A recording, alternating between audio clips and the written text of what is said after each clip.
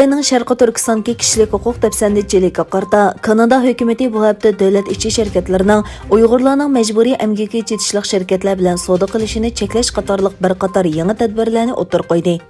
Shuning bilan bir vaqtda Xitoyning Uyg'urlarni bostirishi va ichki kanadalikning tutqun diplomatiyasi Kanada ommasining Xitoyga bo'lgan ta'sirini texamanda chorlashtirdi. Kanada Tashqi ishlar ministri Shampeyn va xalqaro savdo ministri Marinik birlikda bir qator cheklash tadbirlarini e'lon qilgan.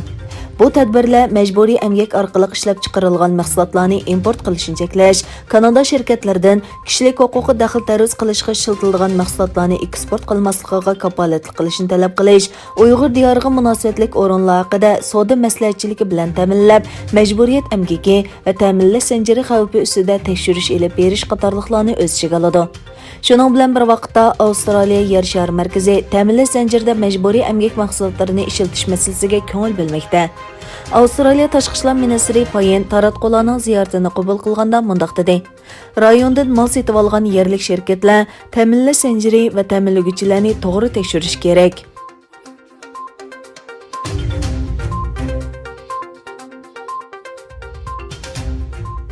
Amerika Tashqi ishlar ministri Pompېيخىتاي ۋىرۇسىنىڭ Xitoyning Wuhan shahridagi tajribaxonadan chiqqanligi to'g'risida istixborot uchurlari borligini e'lon qildi.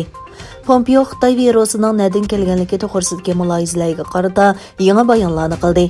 Pompېيخىتاي mundaq dedi: Xitoyning dunyoni o'lchamli tajribaxonalar bilan yuqumlantirish tarixi bor. Amerika axborot organlarining yangi axborot sonliq ma'lumotlariga qaraganda, Wuhandagi tajribaxonada ishlaydigan tadqiqotchilarning 2019-yil kuzda COVID-19 ga o'xshash kasallik alomatlari bilan kasal bo'lib qolganligiga oid paketlar bor. Pompېيخىتاي Dunyo səhiyyə təşkilatıga çağırı qilib, COVID-19 keltirib chiqargan virusning ehtiyotsizlikdan Wuhandagi tajribaxonaning qo'yib berilish ehtimolligini to'liq tekshirish kerak dedi.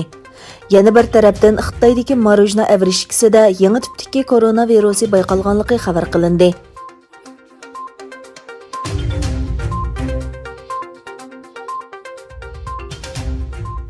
Amerika hökuməti 15 yanvar İran, Xitay və ۋەئەرەب بىرلەشمەخەلىپىلىكىدىن 7 şirketni jazolashni qaror qilgan bo'lib, ularning hammasining İran davlatlik transport şirketi bilan savdo munosabati bor ekan. Amerika Tashqi ishlar ministri Pompېيخىتاي mundaq dedi: Amerika embargo yurgizgan shirkatlar Xitoyning Jangyin shahridagi Mark metal materiallari cheklash shirkati, Arab Birlashmەxəliپىلىكى qurilish materiallari cheklash shirkati qatorliqlarni o'z ichiga oladi. Shundaqla Ironga po'lat to'mir yetkazadigan 2 kishiga embargo qo'yiladi. Pompېيخىتاي bayonot e'lon qilib, o'zining Tashqi ishlar ministrligi doirasida Ironga qaratgan metalga munosabatlik jazo doirasini kengaytirganligini o'ttirg'a qo'ydi. U mundaq dedi: Tashqi ishlar ministrligi tarafidan Ironning yadro, harbiy yoki ballistik boshqarilgan bomba programmasiga chetishliq deb ayblangan 15 xil materiallarni qasddan yo'tkiganlar jazoga uchraydi.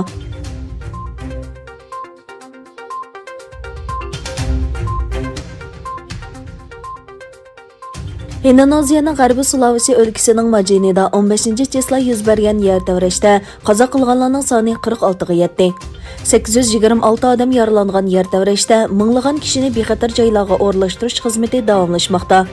Meteorologiya, klimat va geofizika idorasi 15 yanvar Majini shahrining sharqiy shimolidan 6 kilometr yiroqlikda va 10 kilometr cho'nqurlikda yuz bergan 6.2 ball yer davrashning Palu va Makassar shaharlarida his qilinganligini e'lon qildi.